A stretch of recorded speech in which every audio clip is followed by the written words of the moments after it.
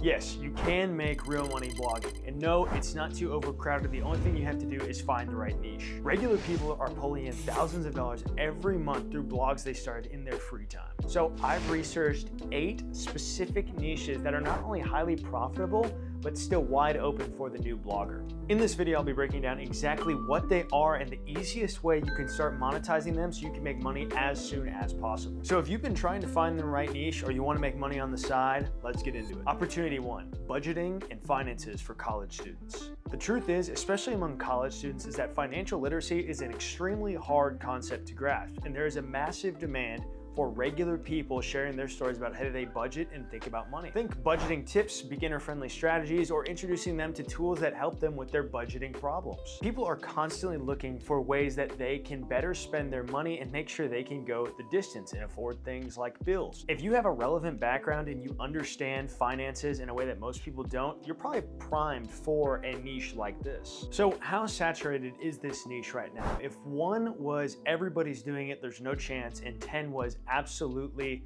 no competition, I would put this right at a 4.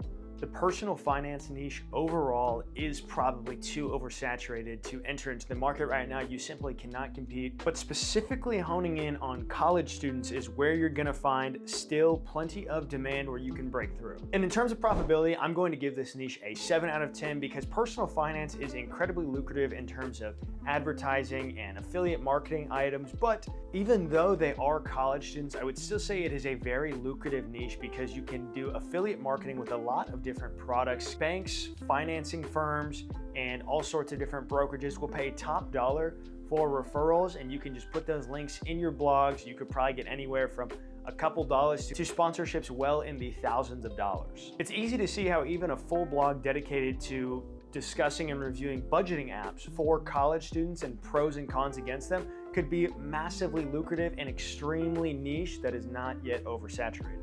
Opportunity 2, freelancing for content creators.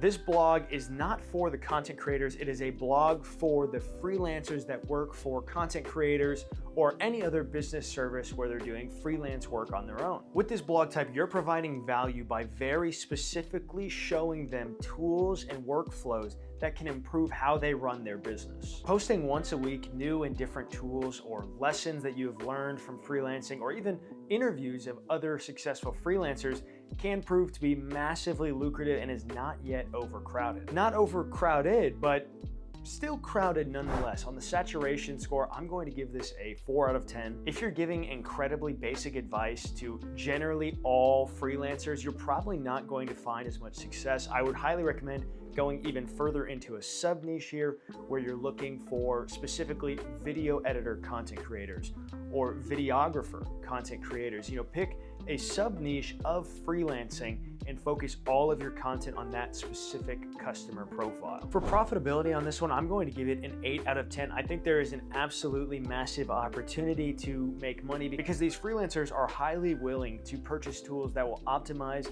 and streamline their workflow, showcasing freelancers alternative marketplaces that they can showcase their products, giving tips on how they can reach out in cold emails or doing ClickFunnels services will all be great value add things. And if you're interested in a different take on this blog type, if this kind of interests you, make sure to stick around until opportunity 5. But for now, opportunity 3, affordable, sustainable living.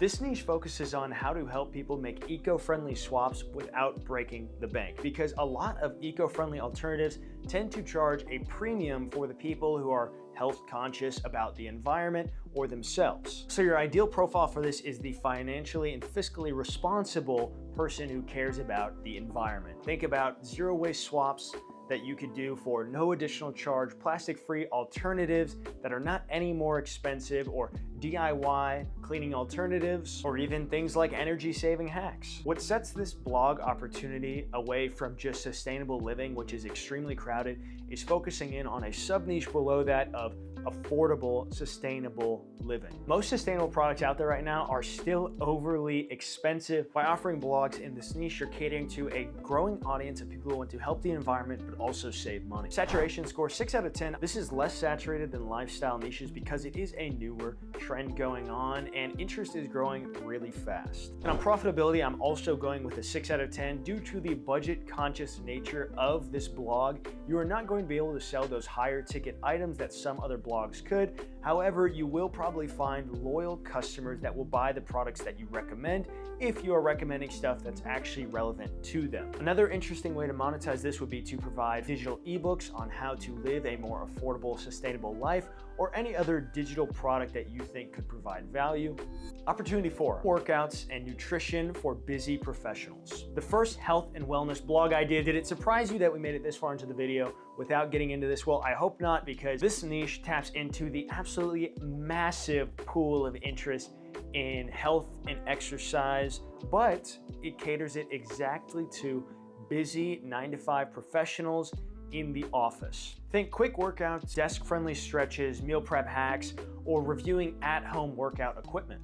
You don't need to be a personal trainer to run a blog like this, but you do have to be personally interested, as goes with any of these. But this market gearing and sub-niching again down into just working on those business professionals working in an office. You are specifically aiming at the busy 9-to-5 professionals who maybe don't have time to get to the gym every day, but want to stay active, or maybe they have children and want to stay active. Ultimately, this is one that would be harder to get into if you're just anybody, but if you actually have experience dealing with this, or you feel passionate enough about health and fitness and helping these people, there is a great blog opportunity for you. Saturation, I'm going to 5 out of 10 here because I believe that there is still room to grow and break into this exact sub-niche. Now, if you go with general health and exercise or health and fitness, you are not going to break through. It is far too popular, far too competitive.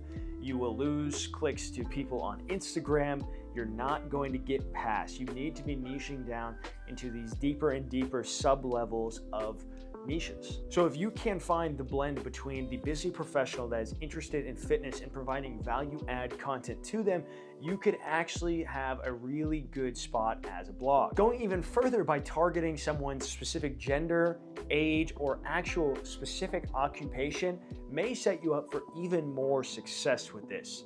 Going into profitability, I'm going to give this one a 9 out of 10 because fitness equipment can be incredibly expensive, and people who read and watch about health and fitness that's very personal to them, they're more likely to buy products that will help their physical and mental well-being. Easiest path to monetization with this, I would say to start with your own tailor-made meal prep plans that people can simply download and follow. Better yet, if you can get an affiliate code for a meal prep service, that would be great. Those are the easiest ways. Additionally, you could branch out into affiliate links with Amazon products that you review for at-home equipment, whether it be endurance bands, jump ropes, different running shoes. There's a lot of different opportunities in this niche, and then there's also even more opportunity in this next one. Opportunity 5, AI tools and automation for solopreneurs. This opportunity is similar to opportunity 2. However, you really, in this one, will only focus on AI tools that can be used by entrepreneurs, where the freelancing service could have been really anything for a specific niche of freelancer. This one is actually going much deeper on the topic of AI tools for entrepreneurs, or AI tools for the business professional. Really, ultimately, this one is about tailoring a specific customer segment and showing them all the different AI tools that can work for them. This niche is exploding right now. There is so much demand for people to know what the good AI tools are. There's over 30,000 different AI tools currently available, and people simply don't know which ones work for what their business is, or what job they're working at, or just what problems they have in their life. Show them exactly what AI tools they should be using that will solve their pain points, then you have a path to profitability and also establishing yourself in this landscape that is still largely the Wild West. So in saturation, I'm going to give this one a 7 out of 10 because the tech niche in general, no good. The AI tools in general, if you just talked about AI, that is rapidly becoming a very, very competitive niche. But if you can sub-niche down into a specific customer demographic that is still an underexploited opportunity. And it also helps that it is absolutely a buzzword. Everyone sees AI and they want to know more about it. For profitability, I'm going to give this one a 9 out of 10 because there are thousands of AI services that will offer a monthly recurring royalty for sending people over with your affiliate link. Better yet than affiliates, you could start selling custom plans for how you use each of the tools you talk about on your blog, and then leverage that into a one-time purchase document, or you could even have courses on giving tutorials about how these products can be tailored to the specific demographic that you're targeting. This niche gets me pretty excited because I think it's gonna prove to be one of the most lucrative later on, and people just haven't quite figured out yet how to maximize monetization on AI content yet. Opportunity 6, high protein ethnic cooking. Everyone eats. And everyone who eats has a culture of foods that they associate with their culture. But just because these foods are from a particular culture does not mean they align with that person's daily routines. People are more than ever getting active, getting outside, and trying to get protein. There is protein everything. Protein ice cream, you got protein shakes, you got protein chips. The point is there are plenty of recipes about how to create traditional dishes and ethnically accurate dishes. Now, where you differentiate yourself is, can you provide ethnic dishes to all different cultures with a high protein twist? This is something that you could leverage AI to help you with. You could have it create protein recipes and you try them yourself.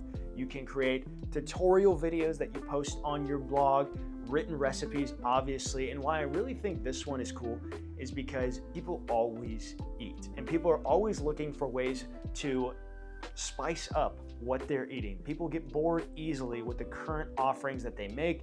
They get in a rut and they don't want to make the same thing. So by offering something that is culturally relevant, or people could try a new culture, then you can offer the high protein twist for the everyday lifestyle, and that is where you find your differentiator. I'm giving this one a 5 out of 10 on the saturation score just because it could be more difficult because food blogs are a dime a dozen.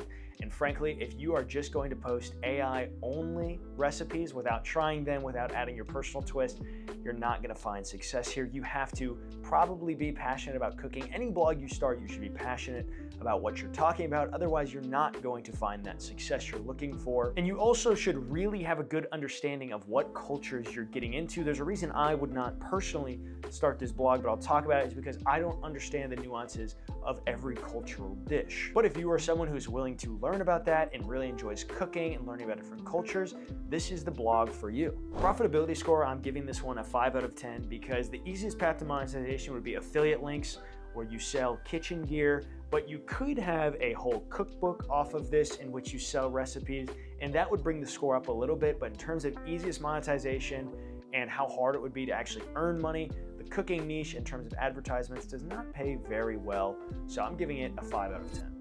Opportunity 7, deep dives into lyrics, genres, and music history.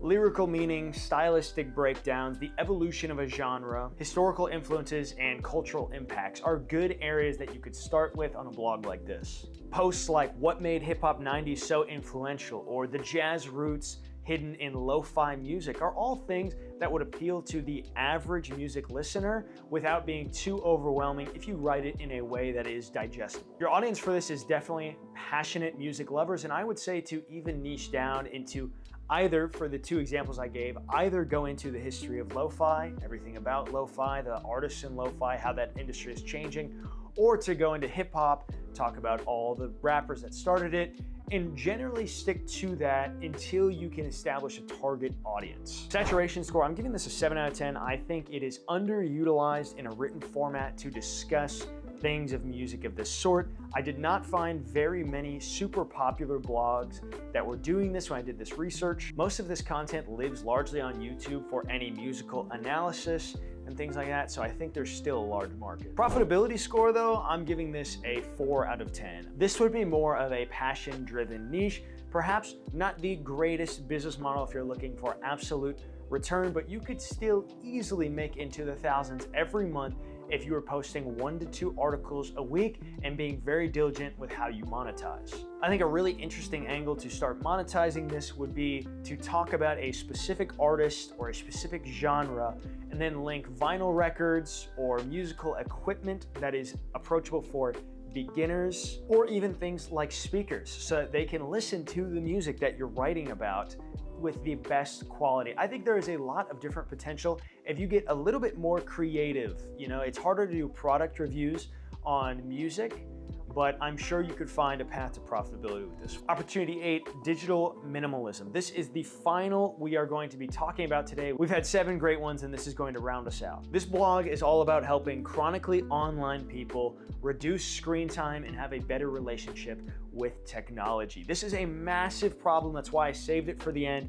I think this one actually has the most potential. You are just now seeing products that are coming out that are trying to solve this problem, but really, I think you could go beyond blog. This is a whole business opportunity. There is so much untapped market. No one has the right answer just yet for what is the true answer to the people who are chronically online but want to escape, but they feel trapped by a phone addiction or they have way too high of screen time. Your content strategy could include productivity tips for how to use your phone, dopamine detoxes, minimalist tech habits, and ultimately guides for how to reduce your screen time. You're solving a real growing problem with this, and so I'm going to give saturation score on this an 8 out of 10. I think this one is untapped. That's why I kept it till the end. For anyone who stays here, I think you're getting the best idea for last. And I don't even think you have to be too specific with a sub niche here. I don't think you have to target specifically Gen Z or millennials. Productivity in itself is a well-trodden niche, but in terms of excessive tech use,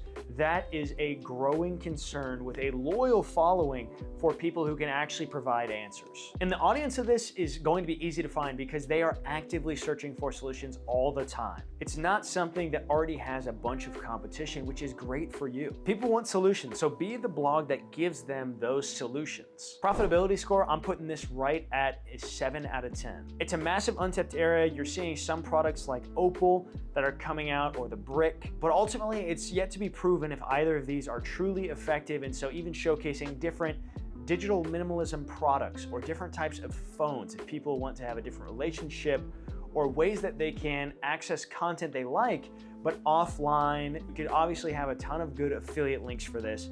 I think there's unlimited potential for product app blockers, different types of physical products that they can buy, or just general guides that you could sell people on how to get better. Now, I want to give a disclaimer on all of these at the end here.